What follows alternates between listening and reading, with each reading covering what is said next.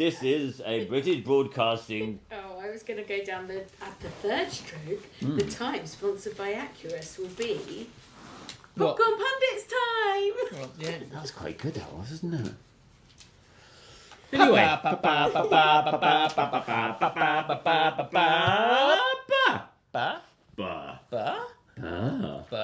Popcorn Pundits. Podcast. Week 54. Yeah. 54 in the bag. It's nearly 55. Nearly 55. It's one away. Yeah, exactly.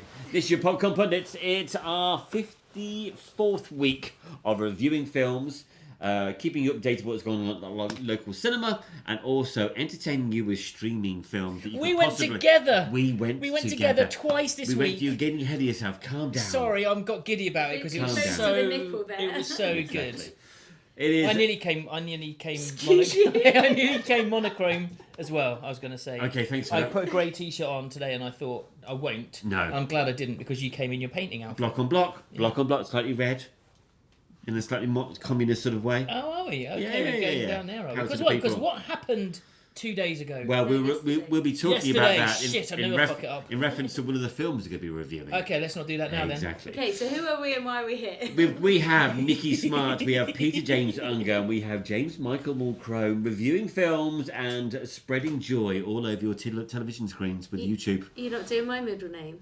Thatcher. Okay. Yes, exactly. Oh. Yes. There we go. Peter gives a top 10. I tut in the background. Nikki gives lots of facts, and then Peter and I review films. And then Peter talks about how much homework he's been able to do without his dog eating it.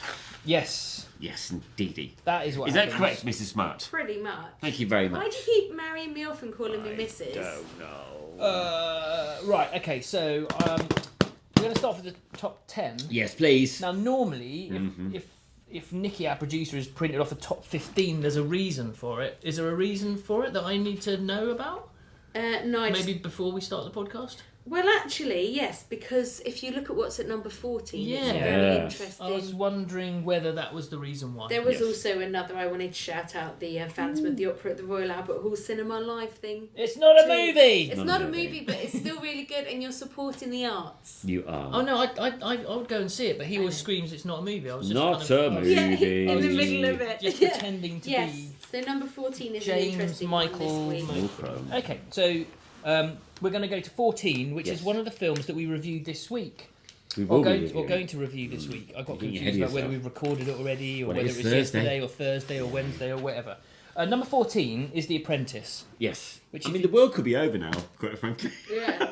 There's actually no one able to listen to this after Exactly. what happened Yeah. yesterday. Actually, yeah. That's a good point.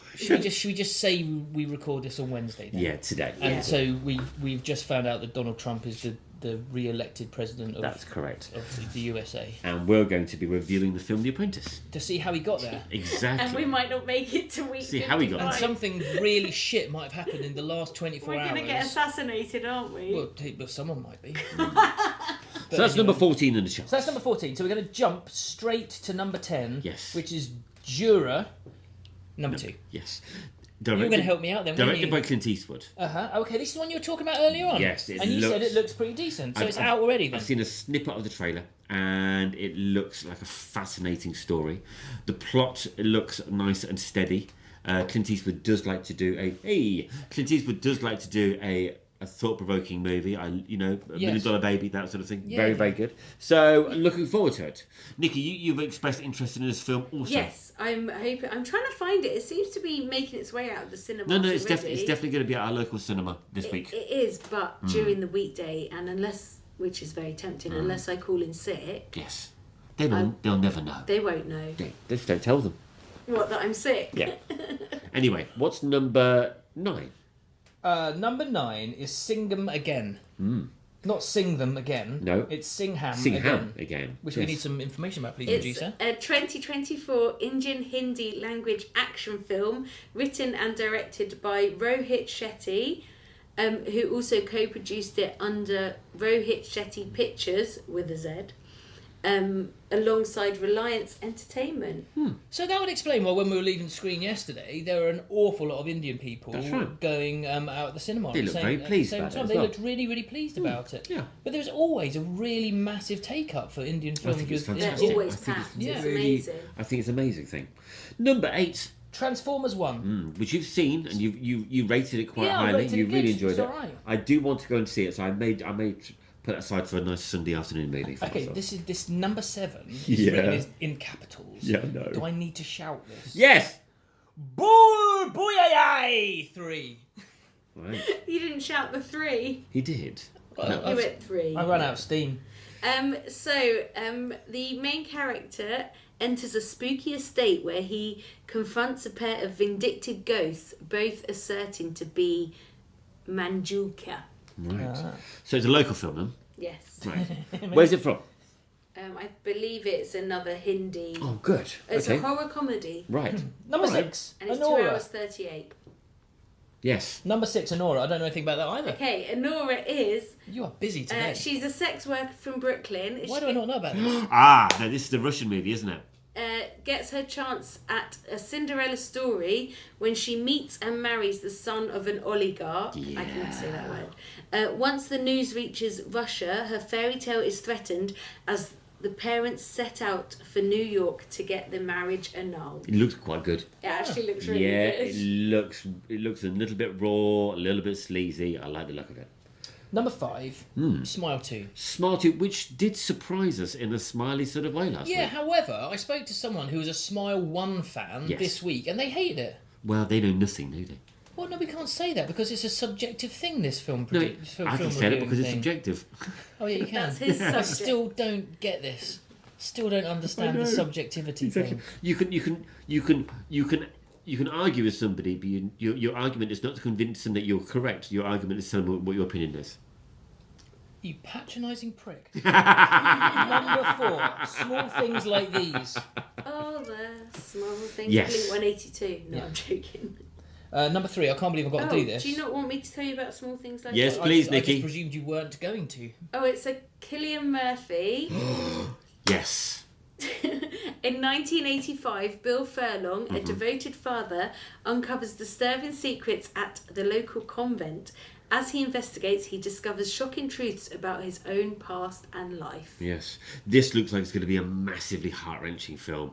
Apparently, the pace of it is incredibly slow, but it's so tense and so heart-wrenching, it's going to leave us just devoid of any emotions at the end of it. Oh, okay. Yeah. It's going to suck all of it out of you. To be just the happiness, not all emotion. Surely we'll have some Everything. emotion at the end of We're it. going to be like dust We're at going the to end. be drained. Drained. Drained dry. Exactly. Okay, I can't believe that I need to ask you how to say number 3. Heretic. That's how you pronounce it, is it? Exactly. How do you Heretic. pronounce it? Well, I keep flitting between heretic and heretic. No, it's heretic. See, I say heretic. Okay, so definitely it's all heretic. of the above. Okay, brilliant. Exactly. Or you could say heretic. Heretic. Number 2. I nearly went to a pass then. Yeah. Number 2, Venom: The Last Dance. Which is Venom 3. Yes. And I Venom say 2. Did I say 2? Yeah, it is. No, you didn't say Venom 2. At number 2, it's Venom: The Last Dance, and I said it's Venom 3. Okay, brilliant. Okay, thanks for that. Excellent. Oh, and I haven't seen The Wild Robot, which is at number 1, and I Nor want to see have I. The Wild Robot. Yeah, Can I we go think- together and hold I hands? think you're going to really like it. I'm going to love it. Okay. I'm gonna It's love it, definitely love it. a Let's arrange that. Let's arrange that. All right, good. So that is this week's top 10 in the UK and Ireland up until the 4th of November 2024. That's correct. And the films we would recommend out of the top 10 to go and see at the cinema are... Well, I can't do... Smile 2 is awesome. Yep. Transformers 1 is beautiful. Yep. And we can't talk about anything else until the end of the show. Well, Venom, we didn't mind. Yeah, but you asked me what I'd go and see, and I don't think I'd go and see that. Well, there you go. It's just you. subjective. Subjective. What are we at? I'm feeling bullied today. I'm probably going to go and see Jura number 2. Yeah, I think we should definitely go and see that. Okay, so that's your top 10 at the cinema, week commencing. Huh? I've done it already. Did you? Yeah, I did did that. it. Just reminding I did it people. much better than that. You always do better than that. It is the top 10 in Yeah. the UK and Ireland Yeah. up to the 4th of November 2024. Well done. Thank you very much. Okay. Right. He always does it at the start. Nikki, Yes. we have 2 films to review. Peter and I went to the cinema twice together, holding hands. In the correct spot at the cinema. Not at the back of the cinema, in the correct spot at the cinema, right in the middle of the seat. Is that the new Odeon double beds that fit 8 people that you were both on? With a weighted blanket. It was beautiful. So, Well, then watch first. we're going to see The Heretic and we'll also see The Apprentice. Which one would you like us to do first? Producer? I think let's start on a low and end on a high, so we'll do The Apprentice first. After what happened today. Start on the low. So, set in 1970s New York. Yes. The Apprentice follows the early career of Donald Trump, portrayed by Sebastian Stan. Yes. No. Stan. Stan, that's what I said. You said Dan. Did I said say Dan? Dan. Sebastian Stan. He, as he survives to carve out his own world, his own identity in Manhattan real estate, stepping out from his father's shadow. He encounters the influential and controversial political fixer Roy M. Is it Cohn? Cohn. Cohn, yes, played by Jeremy Strong. Yeah. Cohn nourishes his ruthlessness, tactics, and connects him with right-wing politics. Sees potential young Trump and becomes his mentor. Yeah, really good. That was read really nicely. Thank you so much. This film is basically the rise of Donald Trump from a wet behind the ears teenager, who basically the opening scene is him having been accepted into a very, very exclusive gentleman's club in New York. That's correct. And he's sat in there like totally out of place and completely. He's not totally uncomfortable because they portrayed Trump as having this Trumpy confidence and right from the very beginning. Yeah. But he's basically spotted by Jeremy Strong's character Roy Cohn, who invites him into the inner sanctum of this club. And it's suggesting that Jeremy Strong's character pretty much formed the character. He was Trump before Trump was Trump. So he's the one to blame. He was a top Trump. Yeah, I mean, he basically taught top Trump. That's actually very, very good. But he basically taught Trump Trumpisms. Trump's 3 rules that he writes about in one of the books that he's written. Yes. Came directly from him. Yeah. Excellent. Yeah. Always attack. Always deny. Never admit you're defeated. And always touch things that you're not allowed to touch. So did he just get defeated and he just hasn't admitted he got defeated? Probably, yeah. Is that what happened? That's what happened last time.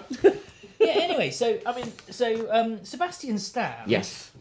Who looks absolutely nothing like Donald Trump in real life. Has you believing that you're watching acting. Donald Trump progressively through this film. That's right. He comes across a bit naive and a bit kind of stupid at the beginning, and slowly through the film, his facial expressions, his acting is just so Trump. It's so good that by the end you are actually believing that you're watching Donald Trump. His lip just continuously starts to quiver and becomes more pronounced as the film goes on. Yeah, absolutely. And his tone, his phrasing, the way he speaks, the way he starts talking about, it's going to be the best thing ever. It's going to be the best thing in the world ever. Exactly. And and the way he's getting coached through it, and the way that he kind of delivers it changes the whole way through the film, and the dynamic of the relationship is beautifully fluctuating. That's right. And things happen in the film which we won't go into, but it's. I expected to hate this. Did you? I went into this. So I've seen the trailers, obviously, over the last few weeks, and I was just like, this kind of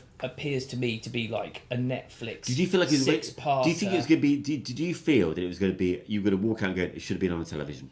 Absolutely, 100%. And I just thought the subject matter wouldn't interest me. I thought I kind of knew everything about his upcoming. Yeah. And I was really surprised by this film, and pleasantly surprised. For me, the film did exactly how I thought it would do from the trailer. Is that weird? Yeah. So we came from a completely different angle. But you're a TV fan, you see, and I think you don't get terrified by TV-esque production, whereas I do now. I've watched so many films this year that I struggle to sit down and watch anything on telly anymore because the production quality and storytelling just isn't generally as good. From a reference point of view, before we go delve into any of the story plot or the acting or the costumes and the lighting and so on and so forth, I walked away with some really sort of interesting film references I thought I'd like to share with you. Oh, okay, yeah, please. So- I love this. Yes. This is one of my favourite bit of James's review. So I feel that I'm gonna give you a list of the film references, and then we're gonna dab off why I've chosen Can I each just one. shout no after each one? The Godfather. No! Yes. Wall Street. No. Yeah. Yes. Network. I don't know it. Anyway. Do you mean The Social Network? No. Facebook The Social Network's the next one. Okay. Okay, and then American Psycho. Yes, he is. Oh, yeah, no, I didn't get that. Okay, so I'll work backwards now. Okay. American Psycho is not a reference to the main character as Donald Trump and so on and so forth, because we will have different ways of looking at politics and so on and so forth. The American Psycho reference, to me personally, is the quality of the actual film itself, of filming it. Okay, because all the way through watching The Apprentice, you really truly feel that you're watching a historical biography through the quality of the film that you're watching, through the graininess of the film, the slightly out of focus, the way that they were able to mix old footage with new footage of him walking around and going through different parts of New York and so on and so forth, but seamlessly. Just mixing it with old footage from 1970s, 1980s, and 1990s. I see what you mean. And it's beautifully done. So It was beautifully not at done. one point did you feel that it was it was a new film pretending to be an old set in the past, because it was done so well. Yeah, it looks like original footage from the 1980s. Yeah. Okay. Yeah. Social Network, or to do with obviously the inner politics and the lots of brown paper bags being given with lots of money in and so on and so forth. And I really felt that it was inevitable what was going to happen at the end of the movie, because there's so much money being ploughed at this sort of thing. It was impossible for it not to happen. Wall Street it does what it says on the tin. However, Godfather, I felt, was quite an interesting one, because you did feel that you followed Al Pacino from going from one character and finishing with another character at the end of the Godfather trilogy. Yeah. And so for me personally, you started off with Trump literally living in one of the apartments of his dad's building, in his pants, with Coke cans all over the place, and he hasn't got anybody answering his phone. He's got no staff. He's literally going around collecting rent of everybody that's renting the apartments of his dad, and then he slowly but surely starts to transform into this inaccessible, but also this tyrant that he's created this tyrant in his own head. Yeah, so you're kind of thinking Scarface as well, then, aren't you? Very much so. Yeah, that's very. Thing. And if you were to compare the two characters from start to finish, they're two complete different characters. So, Maria Bakalova played Ivana Trump. Yes. I've not seen her in anything before. Nor have I. And I think she nailed it. It's a difficult character to pull off without it being like Cruella de Vil or like a cartoon character almost. So there's a couple of things about this. Okay, the first one, I couldn't get past the fact that she looks like Prunella Scales. Right. Every time I looked at the screen, I was just like, Prunella Scales, which is a slightly off-putting moment. But including the mole as well. Just the works. I just like, every time I looked at her, I was just like, Prunella Scales. She looks just like her.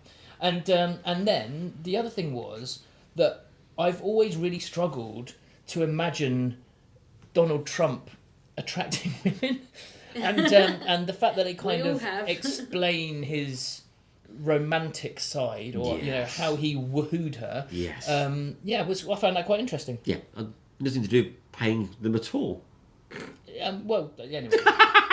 So this film has been watched by Donald Trump apparently, and allegedly his response to it was that basically most of it is bullshit. Right. But he hasn't done anything legal about it. So to me, that kind of suggests to me that maybe there are snippets of truth in this. Yeah. I mean, there is one very hard to watch scene with an encounter between him and his wife, which allegedly was brought up as a lie initially. Oh, the fact that she wouldn't sign the prenup. No, the other the other one. Oh, okay, the other scene. But apparently there was a court case and that came through and so on and so forth. So there are although like the start of every good biography, they say although the majority of this is true, there's fiction. We've fantasized a little bit for fiction reasons and So the reason why I was really satisfied with this film because it could have just been an outright piss take of Donald Trump. Or it could have been Saturday Night Live. But there was elements of that, and there was definitely piss taking through it, and trying to humiliate him in the world outside of the film, talking about his liposuction and all these kind of all these kind of things. But actually, they dealt with him, I thought, really sympathetically, and actually, I thought they dealt with the whole storyline and development of the story really well. Yes. And the actual kind of the bit that you're referring to is like the Godfather bit, which is kind of like that transition of power. I thought that was really elegantly done, and I believed it. And I would watch anything with Jeremy Strong in it, because we've got a bit of a different opinion on Jeremy Strong, haven't we? That you think that he needs to do something. I totally. If he's on the cast list, I'm going to watch the movie. 100%. I'm going to watch a television series. But I would like him to change. I'd like him to change his choice of characters going forward. I want him to do something completely different, very similar to our next film that we're going to be talking about. The next actor's changed his tact 100%. quite significantly. However, I never want Jeremy Strong to do anything other than to play this character in as many films as possible.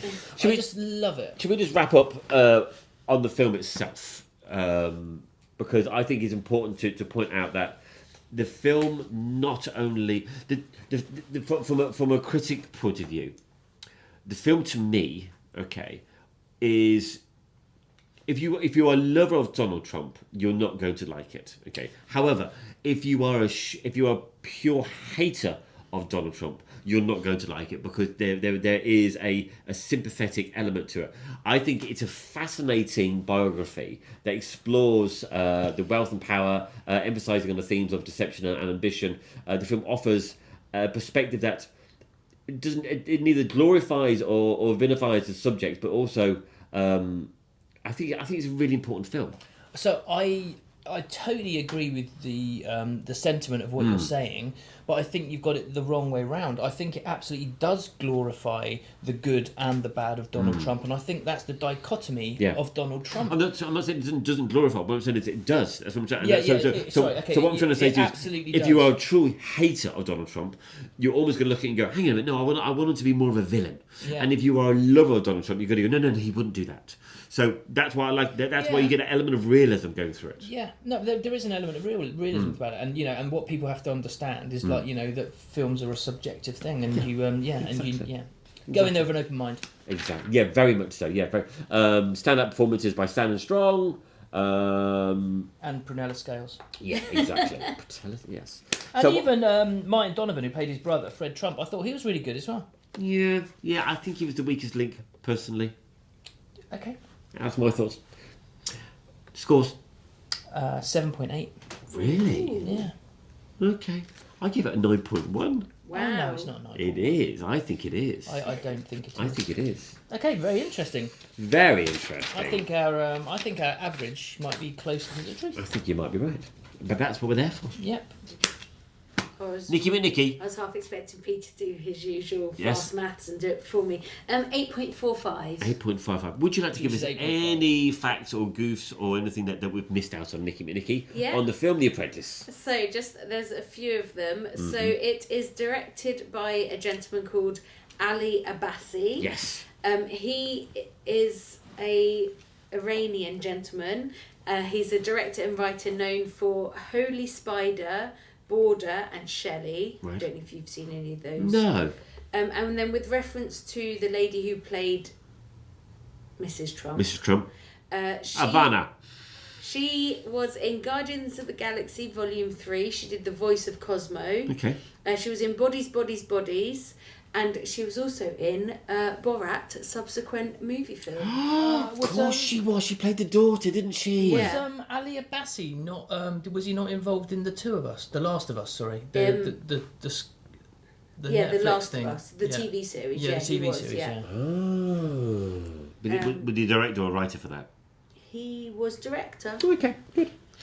So Roger Stone, who's a long-time associate of both Donald Trump and Roy M. Cohn, admitted that Jeremy Strong's portrayal of Cohn was uncanny in its accuracy. Doesn't surprise me. He is brutal. He is absolutely brutal in this, and honestly, you just stare at the screen, don't you? And it's just. Oh, The it's, things that come out of his mouth. yeah, it's and just, into his mouth. yeah, It's, well, not just his mouth. It received an 8-minute standing ovation at the Cannes Film Festival in 2024. Good. Various dated visual textures were used to give the movie a more authentic feeling, as James mentioned, making it look almost like a documentary. The crew used 16mm film to shoot the scenes from the 70s. And a filter mimicking the look of the VHS video for the scenes from the 80s. There you go, you see. And it's actually this film is banned in Kuwait. Is it? Because Kuwait is known to ban films with political or religious undertones. Okay. I tell you what, though, it's put me off Andy Warhol. yeah. Yeah. Yeah. Unfortunately. Yeah. I thought he was a Wait, bit did you not know that? I thought he was a bit of a lefty. Didn't know he was involved with that part of the world. Yeah. He's, I knew he was a party boy, and I knew it was... Anyway, interesting. Anyway. Sorry, just quickly, it Yes. also has 7.2 on IMDb. Right. I win. You do win, Peter. Well done, you. Well done, Peter. You're a winner. You're a winner. Well, Andy You're the greatest winner in the world. Andy- You're the greatest, Andy's you're the greatest winner. And the greatest winner. Winner. in the entire world. Andy, yeah, because Andy Warhol kind of gives him one of his quotes, doesn't he? He does, About selling his yeah. art. And what I really love about the film is that it starts off with Nixon. Yeah. And you go, that says a lot. Yeah. It's just a really smart film. Very, very smart. And I just really... we actually sat for a couple of minutes at the end of it, didn't we? And just kind of let it all sink in because I just think it was significantly better than the trailer let it out I to agree, be. And yeah. I thought it was a really, really great Yeah. watch. Sebastian Stan is the one to look out for now, isn't he? Pardon, say which one? Sebastian Stan's the one to look out for now. Do you think? Well, if you think about it, he's catapulted himself from the Marvel Universe Yeah. into a truly unique independent movie with a different man 2 Yeah. weeks ago, and now he's doing this incredible thought-provoking Yeah, film fair about enough. politics. I think he's making some really strong choices as an actor. Well, he's kicked Andrew Scott off his pedestal, hasn't he? And he's just cracking on with his own thing. Exactly. Anyway, shall we crack on with the second film? We shall. We shall. This film has been anticipated by a lot of people, and this film has been highly, highly rated on Rotten Tomatoes. And Has it? Nikki's going to get back to us on the score with that. I think we're looking mid-90s with Rotten Tomatoes. Seriously? Yeah, mid-90s Rotten Wow. Tomatoes. It has been talked about, mainly because of Hugh Grant's performance in this film. And even in the trailer, Yes. it's just so good. And this week, Yes. there could not have been two different feelings going into the I cinema know. to watch two different movies Absolutely. because the trailer for this, it just gets you moist. It's an A24 production, and we know the Popcorn Pundits is one of our favourite production companies. And they've got a new little location for A24 when the film starts, which is Yes. super cool. And very, very cool. Very actually, cool. yeah. It's got that sort of independent European film look about it when it does angles on the side. Do you think? Yeah. And because even when the sorry, No, go on, Karen. no, even when the dots come up, Yes. which are the bits of A24, you gave a little gasp, Yeah, I know. and I was just like, oh, cutesy. Can I just say, in 54 weeks, Yes. this is the happiest and most excited I think I've ever seen Peter. But this is just from the trailer. No, exactly, I that's can't, even, what I I can't even mean. tell you whether I like the film or not yet. But the trailer has Yeah. had me giddy for weeks because Hugh Grant, it just looks like a psychopath. Yeah, absolutely. Looks. Absolutely. I'm going to give you one reference Yes. from before we go into the film completely. So we're talking about the new movie called Heretic, which is Heretic. which is the Or Heretic. new Hugh Grant psychological horror thriller movie. Lots and lots of adverts for it around absolutely everywhere. I'm going to give you a television reference for Hugh Grant. Ronnie Corbett. Yeah. Yeah, there you go. Anyway, so in Heretic, two young Mormon missionaries called Sophie and Chloe set out to share their faith, only to find themselves trapped in a terrifying encounter with Mr. Reed, played by Hugh Grant. Set against the backdrop of a seamlessly ordinary suburban home, the film escalates into a gripping game of cat and mouse when the missionaries are knocked on the wrong door. How's that?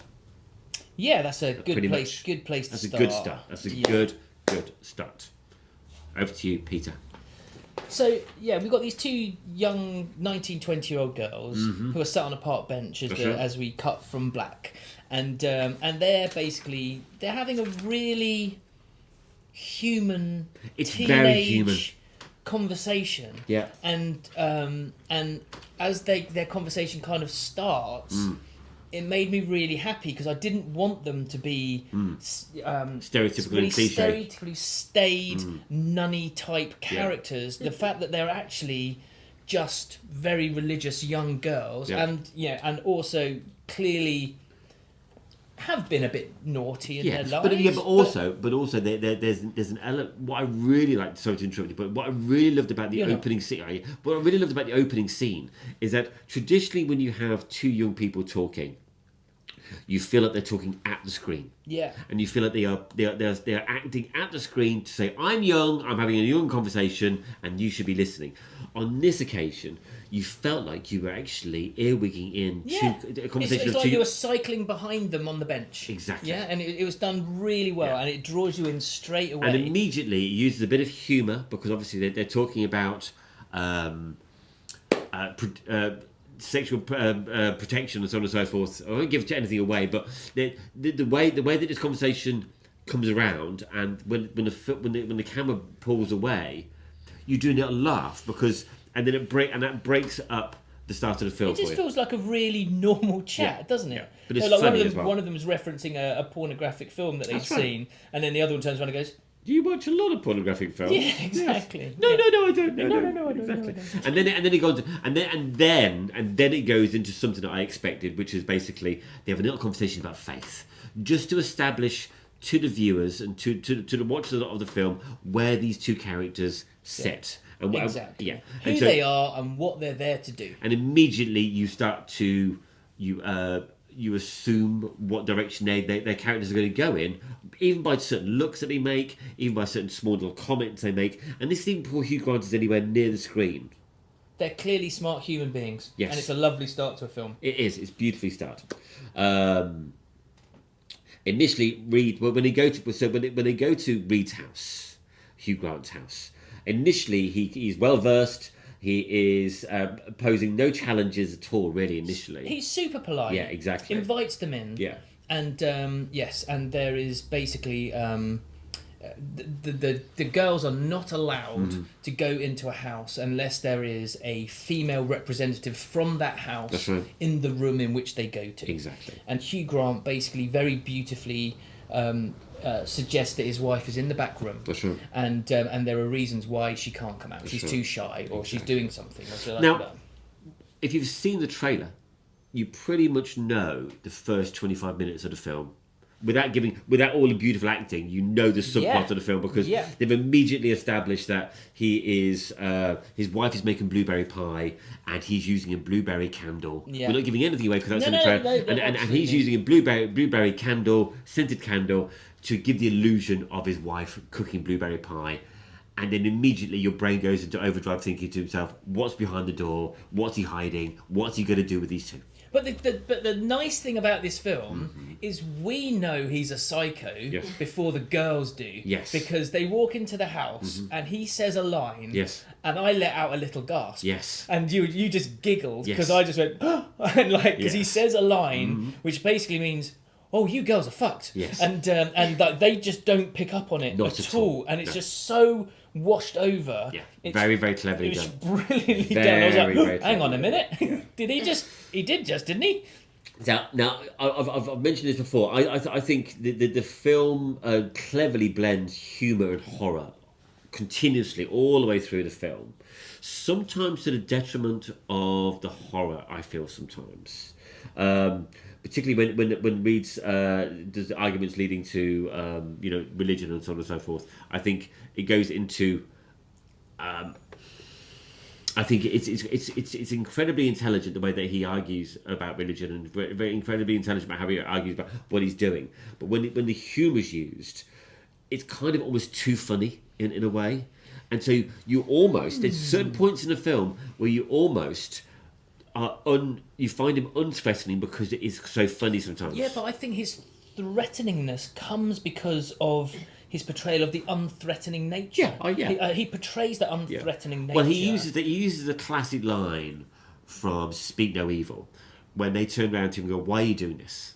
He said, "Because you let me." Yeah. Because there's no real violence, there's no real chasing scene. So for me, this doesn't. There's very little horror in this. Oh yeah, it's more of a thriller. It is more of a thriller. There is an element of horror to it, without any doubt.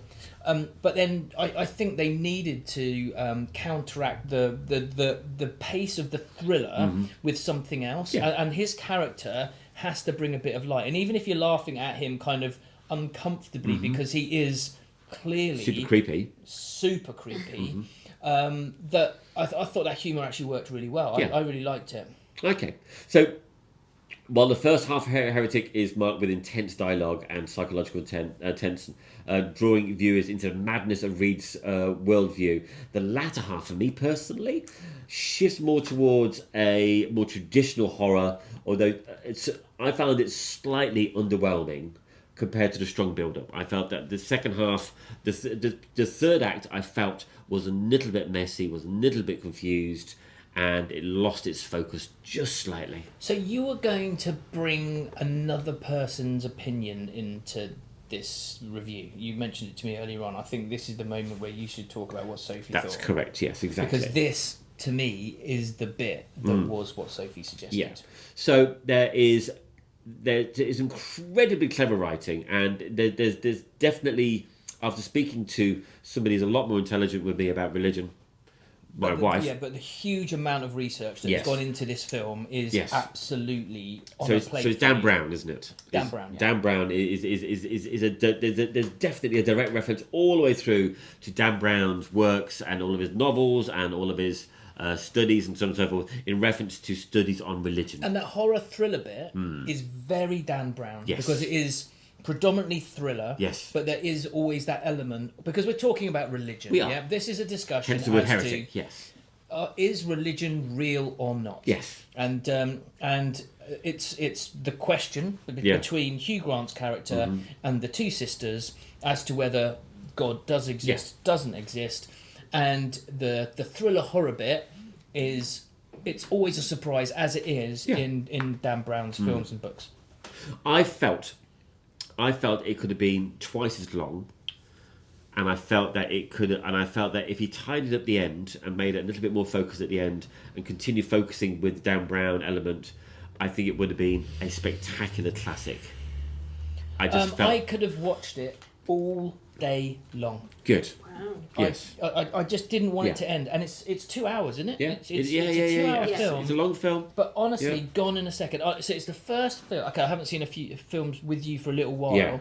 It's the most we've interacted in a film. Yes. And I don't mean touchy. Yeah. I mean just gasps and sniggers and oh my lord. Because there are no jump scares. It just feels smart. It just feels, you question yourself and you question, Do you see what I'm coming from? I feel there's almost too much good stuff in it, and there's a lot thrown in there where they could have spread it out and got rid of one or two of the elements near the end, and just really kept on focus. Yeah. Okay. Well, that's subjective. Yeah. Exactly. And I think the casting of Hugh Grant determined how this film was going to play out. Yeah, I mean, it did. And that was it. So it's So I thought it lived up to the trailer.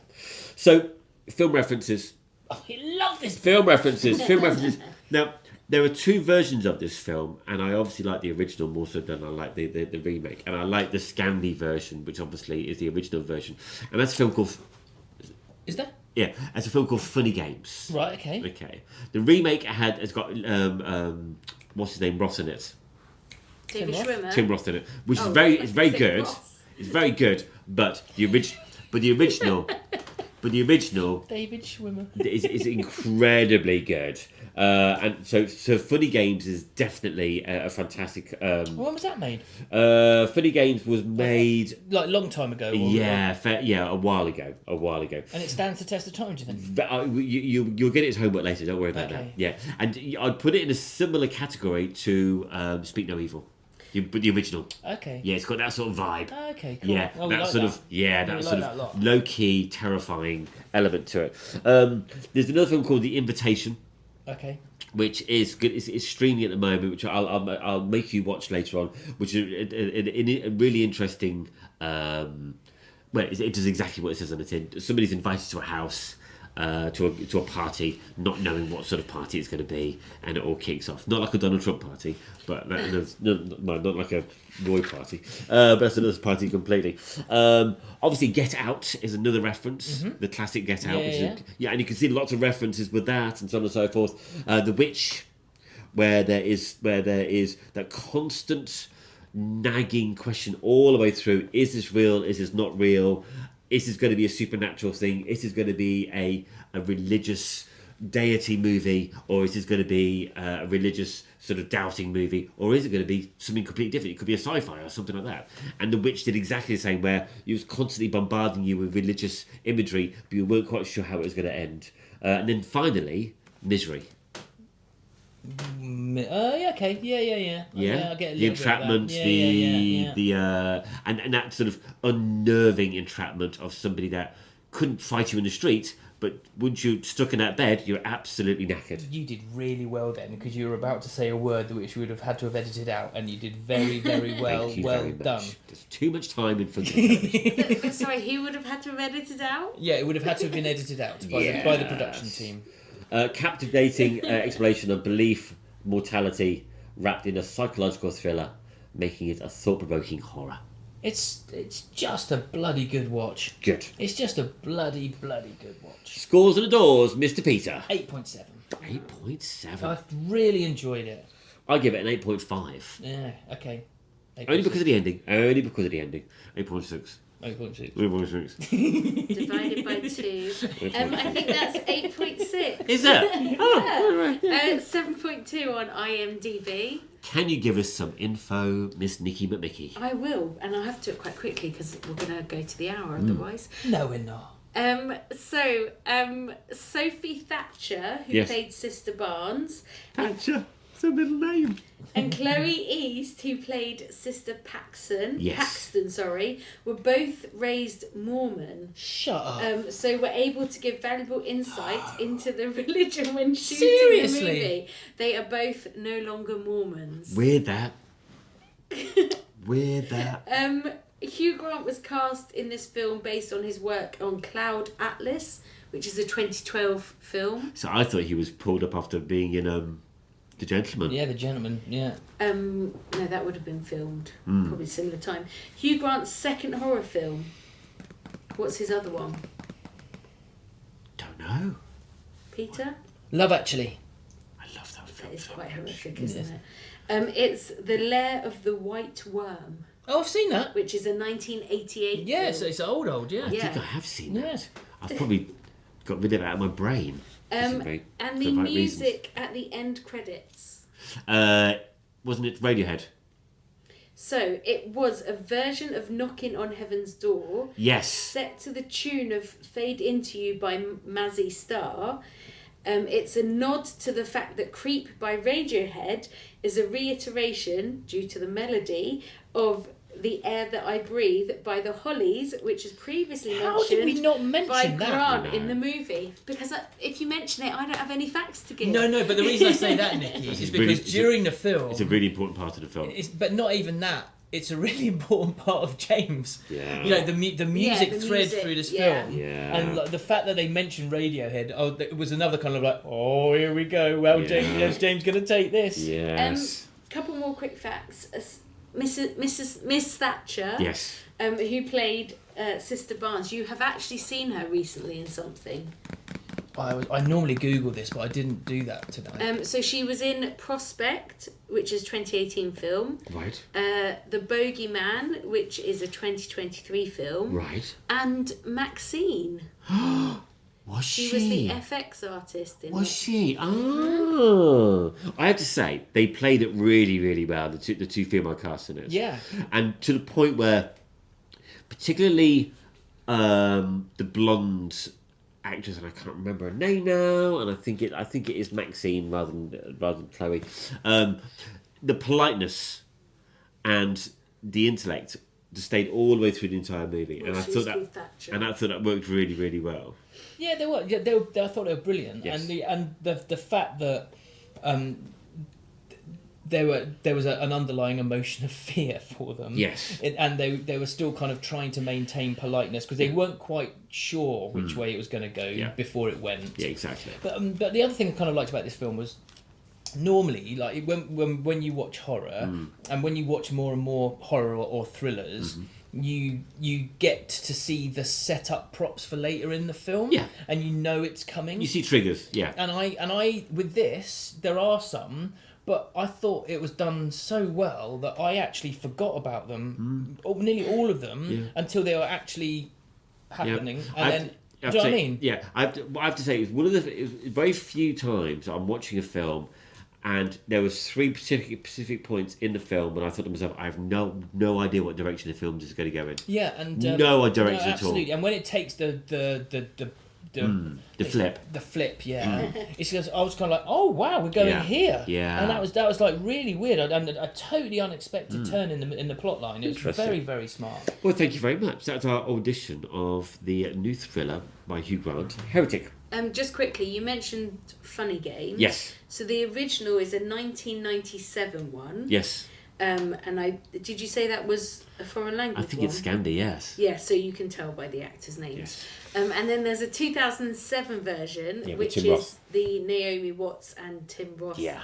Oh, I like both and of there's them. also Watch the original. there's also a Funny Games 2, which was a 2011. Yeah, I didn't bother to do that. Is it called Funny Again? Yeah, I think it's good. It's called The second one was in Hilarious. English. So, on a weekly basis, I like to find out what Peter hasn't seen in the streaming world, in the world of movies, streaming at your home. I like to suggest a film that Peter will go and see. We've had some amazing successes. We have. Peter's given 10 out of 10 with one of them. And we've also had some real doozies, and Peter's given 3 out of 10 for them as well. Yeah. Last week, I gave Peter a brand new film that I'd never seen before, and I only came across it completely by accident on my brand new favourite streaming platform, Shudder. It is a quite an intense horror called Mads, with a capital M, small a, capital D, small s. Peter, you only managed to watch, the first 25 minutes of it? Yeah, so I had a bit of a week this week. Yes. So I started watching it, and I got 40 minutes into this, and I have to say the beginning of it, it's a brilliant start to a film, and I knew that I wasn't going to be able to watch this all in one go. Yeah. This to me was a film that had to be watched in one 100%. sitting. 100%. So I bailed because Yeah. I want to start it again from scratch when I I've think you actually should got do. a strong 2, because it's over 2 hours long. Basically, we start with an adolescent boy called Yes. Romain. He's like a socialite, isn't he? He is a socialite, He's and a he's got a nepo very baby. wealthy father who's very narcissistic and controlling. Yep. And Romain basically decides to take his dad's car out for a drive, and then Goes to his dealer. A woman, yeah, goes to his dealer. Oh, yeah, they take some pink cocaine. Yeah. And then apparently it's a thing. Is it? Well, Apparently it is in that film. Yeah. Anyway, and then on his way back from the dealer after having bumped a couple, Yeah. he the weirdest woman you've ever seen in your entire life jumps in his car. Yes. And then Not in his dreams. In his car. in his car. Yeah. In his car, and then she's fucking mental. She is. And very, very distraught. Yes. And wearing bandages all over her head. Yeah, and you never quite see her face, see you? Just like you only see like half of the face of her spot when she's chatting away. And she's got like this taser thing that also records sound. That's right. And basically there's sound bites on there about her captors who have Yes, done right. different things to her and who are basically insinuating that she maybe isn't entirely human. Yes, or she might be more dangerous than she looks. Yeah. And so she stabs herself in the neck. Yeah. And then they go back to Romain's house. Yeah. And he thinks she's dead. Yes. She's not dead. No. And then Romain goes to a party. He does. With his whorebag girlfriend. He does. And then they all do pink cocaine. Yeah. And then where I am at the moment is it feels like this is about contagion, and it feels like we're about to have a zombie apocalypse. That's kind of what it feels like. Well, I'll tell you what you. I won't give anything away, but what I really liked about this film, what I was really hoping that you were going to come back to me with this film, is the fact that this film has maybe 3, maybe 4 different subplots all the way through this film. So you're only coming across the first subplot, and it continues to carry on as you go along. So it's a journey film, and it's very. I have to say, I think it's quite a groundbreaking horror movie, and in the French language as well. And it definitely tickled my fancy. So it's not a troublesome, foreign language film. Not at all. You are literally in subtitles within seconds. Absolutely. And not you forget about it completely. Not noticing it's foreign language. And that's the reason why you didn't even notice it, because you didn't even mention it, because you probably didn't even notice it after a while. Absolutely. Which is a sign of a good film. Yeah. Okay, so I will report back on this next week once I've done start to finish. So normally I'll do 2 bites or 3 bites and get through it. This did not feel like that film. No. It felt like I needed to experience the tension build. You do. And I mean, it's tension build. So that's Mads, MADS. Can I have a halfway score? Like what you think so far score? So for me, it's sitting around the mid-7s, I'd say at the moment. I'd be happy if it stays there. Yeah, I would too. I don't want this film to sink from where it is, because it's been a really lovely setup. Okay, so that means you do have an extra piece of homework. Obviously, I can't just let you do last week's homework this week, because the teacher, the officer, will have a word on me. So. Your new piece of homework is on Prime. Okay. Now, this is a film that I've seen 2, maybe 3 times.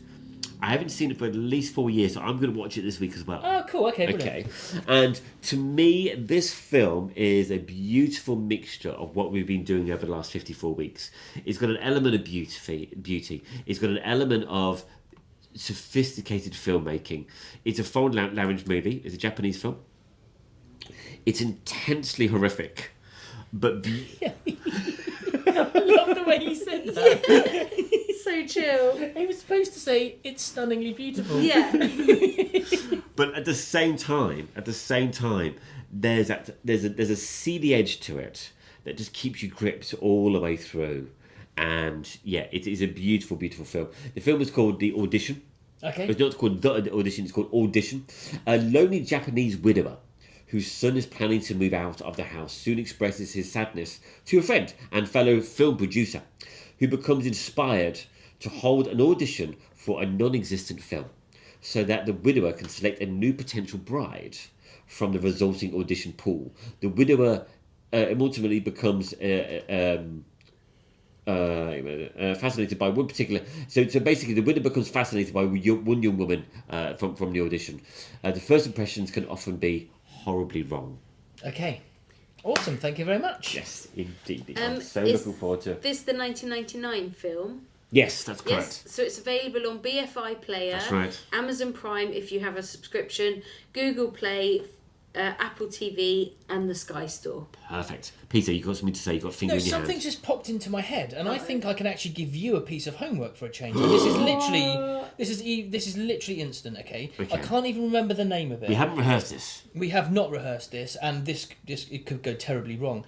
Do you remember, I would say it was probably week 10, Yes. there was a Japanese film came out that was about a janitor, toilet cleaner. Do you know what? And we were both really excited about watching it at the time. We were. And I can't remember what it was called, but whatever it's called, that is your homework this week, as long as it is streaming on some platform somewhere. I will accept that mission. Yeah. Oh, sorry, just literally, as you were describing that film, I just went... Was it called Perfect Days? Yes. Okay, let me see. Boom, you're a fucking good producer. Nailed it. Best producer is the person that you don't even notice is there, and they just fix everything right behind you. So it is currently available on Amazon Prime, Sky Store, Curzon and Apple TV. I'll be watching that. Nailed it. I may even watch it tonight. Awesome. Thank you so much. Thank you, So there we James. have it. That's a good week this week. Just quickly, I didn't say on Heretic, the Rotten Tomatoes score was 94%. Told you. Fuck. Told you. Yeah. Seriously? Told you. Oh, you like fuck me sideways, don't you? No, that made me think I might get Chinese and get half. What? It's like American Pie. Wow. Yeah, fuck me sideways. Anyway. Okay. Wow, you got a busy week then. What are we watching next week? You know what's coming out this weekend? I know. Olivia Coleman. Yep. The Hills of Alive. He means Shelley Booth. Paddington in Peru. 3.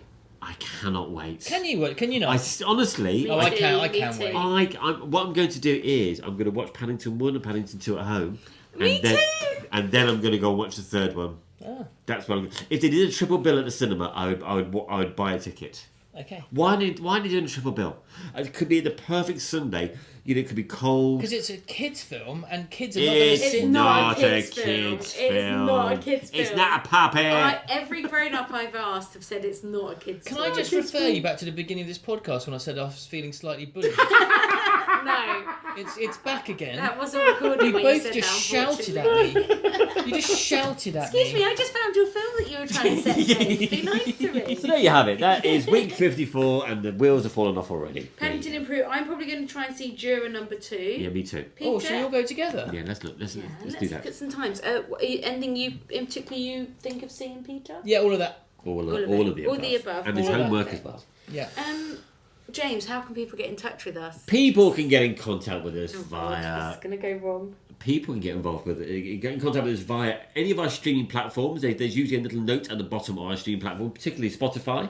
Other streaming platforms are available. Send a little note to us, but do not forget to give us your contact details so we know who's giving us this information via the world of the internet. Yeah, wrong already. Yeah. It's a button. It's a button saying message us. Exactly what I just said. Yeah. Yes. No, If you know us personally, please send us any voicemails or any texts that we can send that we can read out or play up next week's podcast. Yep. Is that it? Facebook. Comment Facebook, on YouTube. Instagram, and you can also comment on YouTube as well. And you can also comment on Spotify. I'm not sure about any of the other streaming platforms, Okay. but leave us a comment on Spotify. Okay. Yeah, brilliant. You can also see us on the big screen on YouTube, I wondered where that was going then. and hopefully over the next couple of weeks we'll have some exciting news Yes. about something exciting happening next year. Watch this space. Watch this space. Oh, I'll watch your space too. I haven't got a fucking clue what you're talking You about. do. You know. do. You know a little bit. Anyway, shall we pop ours out?